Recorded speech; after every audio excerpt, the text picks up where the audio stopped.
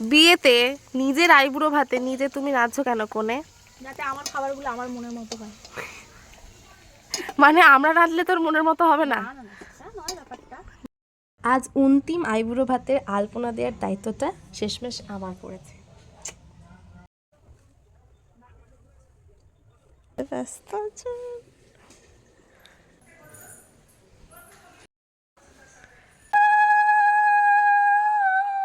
আমি দেবো নুনটা।